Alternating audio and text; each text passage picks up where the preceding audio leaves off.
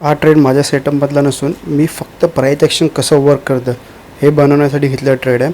तो व्हिडिओ नक्की पूर्ण पहा. या व्हिडिओमध्ये प्राइस ॲक्शन कसं काम करते हे तुम्हाला शिकायला मिळेल. हॅलो मित्रांनो, जसं काल मी नॅचरल गॅसचं तुम्हाला एक असं ट्रेड दाखवलेला.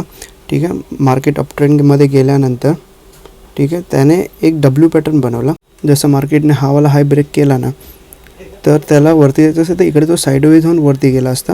पण त्याच्यानंतर त्याने हावाला लो ब्रेक नसता केला. अगर जसं हावाला लो ब्रेक झाला ना, आपली एंट्री तयार झाली.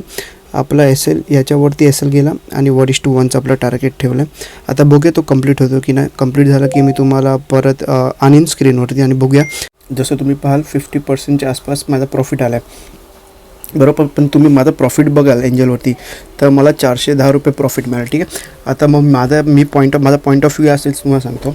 मी माझा जो आता एस एल आहे तो सर्व कॉस्ट टू कॉस्ट करणार.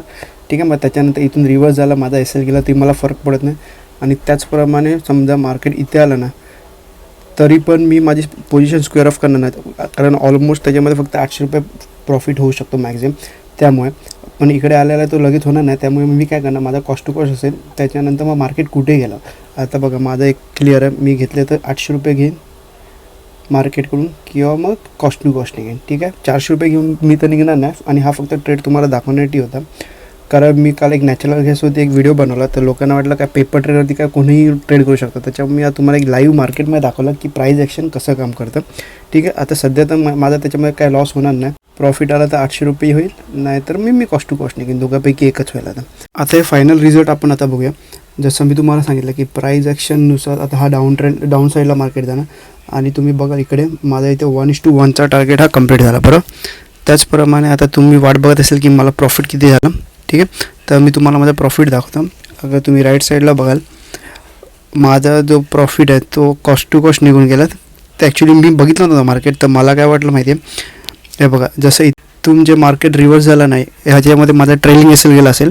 पण नंतर मी आतमध्ये जाऊन बघितलं ॲप्लिकेशनमध्ये तर ॲक्च्युली माझा जो एस एल आहे ट्रेलिंग एस एल जो कॉस्ट टू कॉस्ट गेला तो माझा एस एल 2:42 मिनिटाची जी ही मोठी कॅन्डल दिसते. ॲक्च्युली एवढी मोठी कॅन्डल तशी नाही आहे, पण ऑप्शनच्या चार्टमध्ये ना त्याच्यामध्ये खूप जास्त हाईक देते. डायरेक्ट 10 रुपयापासून डायरेक्ट 20 रुपयापर्यंत गेल्या. का तुम्ही चार्ट बघाल निफ्टीचा 21,450चा तर ते एका कॅन्डलमध्ये माझा ट्रेलिंग एस एल हिट झाला. नाही तर ॲक्च्युली मला ते 800 रुपयाचा फायदा आला असता.